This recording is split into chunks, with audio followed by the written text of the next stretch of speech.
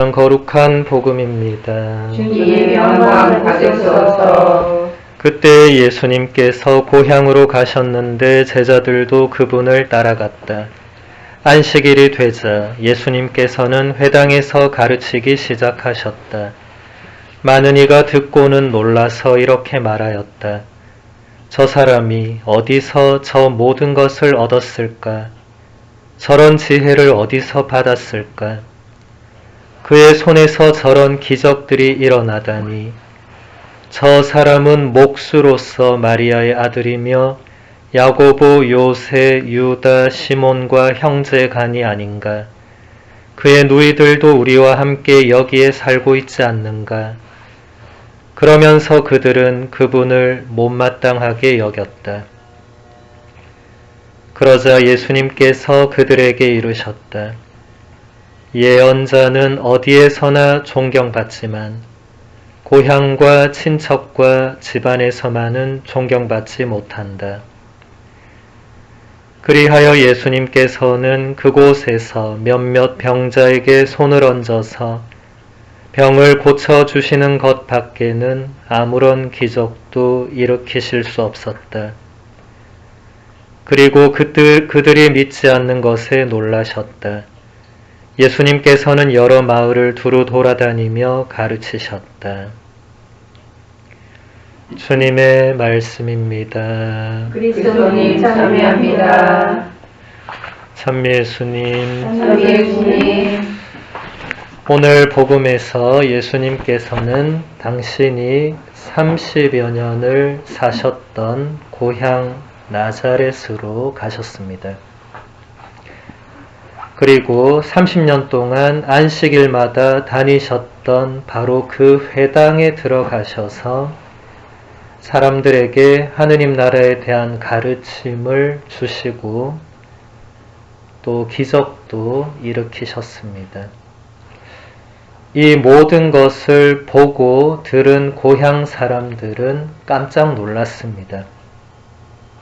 그럴 수밖에 없는 것이 나자렛 사람들은 30년이라는 긴 세월 동안 예수님과 함께 살면서 예수님을 봐왔기 때문입니다.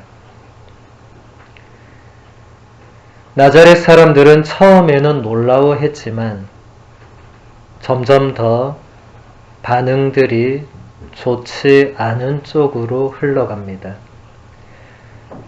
분명히 예수님은 30년을 나자렛에서 살았던 목수의 아들이었고 그 자신도 목수였는데 어떻게 갑자기 사람이 확 바뀌게 되었는지 그 모든 지혜와 능력들이 어디에서 나왔는지 궁금해합니다. 그러면서 고향 사람들은 예수님을 못마땅하게 여깁니다. 그런 고향 사람들에게 예수님은 이렇게 말씀하십니다. 예언자는 어디에서나 존경받지만 고향과 친척과 집안에서만은 존경받지 못한다. 그래서 예수님께서는 고향 나자렛에서 기적을 거의 베풀지 못했습니다. 고향 사람들이 당신을 전혀 믿지 않았기 때문입니다. 예수님은 고향 사람들이 당신을 믿지 않는 것에 놀라셨습니다. 당신이 잘 되어서 돌아오면 고향 사람들이 기뻐해주고 반갑게 맞아주고 당신을 믿어줄 것이라고 인간적으로 생각하셨을 수 있는데 완전히 반대였기 때문입니다. 오늘 이 사건을 통해서 우리는 많은 생각을 할 수 있을 것입니다. 저는 우리가 가지고 있는 선입견, 편견, 불신 이런 것들이 어떤 결과를 초래하게 되는가 이 부분을 생각해 보았습니다. 우리가 살아가면서 한번 가지게 된 선입견 혹은 편견이라는 것은 잘 변하지 않죠. 우리가 어떤 사람을 만나고 함께 지내면서 그 사람에 대한 우리 나름대로의 어떤 생각을 가지게 됩니다. 그런데 한번 그렇게 되고 나면 그 이후에 그 사람이 아무리 변한다 하더라도, 아무리 바뀐다 하더라도 그 사람에 대해서 가지고 있는 나의 생각은 거의 똑같아집니다. 그래서 그 사람의 변화된 모습을 알아보지 못하게 되는 그런 일이 발생하죠. 불신이라는 것도 비슷한 맥락으로 생각할 수 있습니다. 어떤 사람이 나에게 한번 신뢰를 잃어버리게 되면 다음에 그 사람이 아무리 나한테 잘한다 하더라도 나는 그 사람을 신뢰하지 않을 것입니다. 그래서 그 사람의 진심이 무엇인지 알아보지 못할 가능성이 또 발생합니다. 그런데 이런 시각들은 우리가 하느님조차도 알아보지 못하게 만들 수 있습니다. 하느님의 섭리와 손길을 전혀 알아보지 못하게 만들 수 있습니다. 오직 나의 생각만으로, 오직 내가 바라보는 가치관이나 어떤 틀만으로 다른 사람들과 세상 모든 일을 바라볼 수 있습니다. 보통 이런 사람들을 가리켜서 우리가 우물안 개구리라는 표현을 쓰기도 합니다. 그리고 우리는 나는 우물안 개구리가 아니라고 생각하는데 사실 우리도 우물안 개구리로 살 때가 있겠죠. 나의 틀에 한번 박힌 생각을 바꾸는 것이 우물안 개구리의 입장에서 보면 그 우물의 그 벽을 넘어서는 일이 될 것입니다. 이것은 굉장히 힘겨운 일이 되겠죠. 그래서 제가 보기에 많은 사람들은 그런 시도를 하지 않는 것 같습니다. 그냥 나의 삶의 테두리와 내가 정해놓은 그런 어떤 우물이 있다면 그냥 그 안에서 사는 거죠. 다른 사람들과 어떤 관계의 개선이나 어떤 새로운 관계나 마음을 여는 것이나 이런 것들이 점점 더 어려워집니다. 그리고 혼자서 정해놓은 틀 안에서 살아가게 되죠. 우물벽을 넘는다는 것은 엄청난 노력이 필요한 것 같습니다.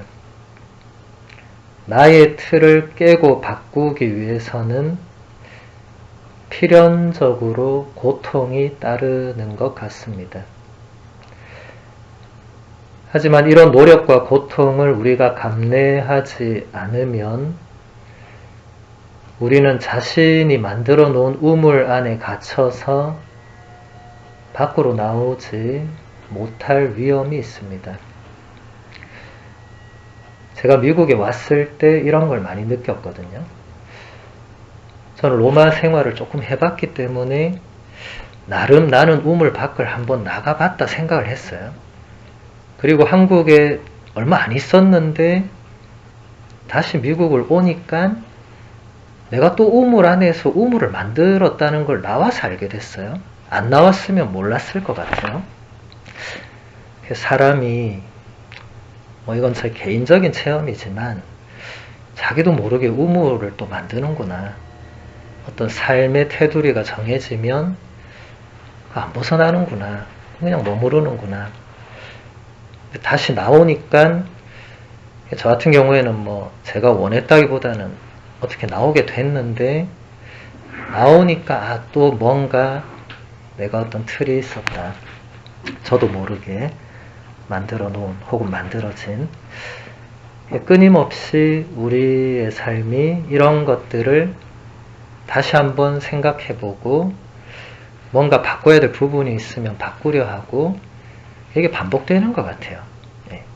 좋은 쪽으로 이렇게 반복되고 변화되고 하면 좋겠죠. 지금 프란치스코 교황님이 자주 말씀하시는 게 고여 있는 것은 좋지 않다. 가만히 있는 것은 좋지 않다. 그냥 서 있는 것은 좋지 않다. 이런 말씀들을 자주 하세요.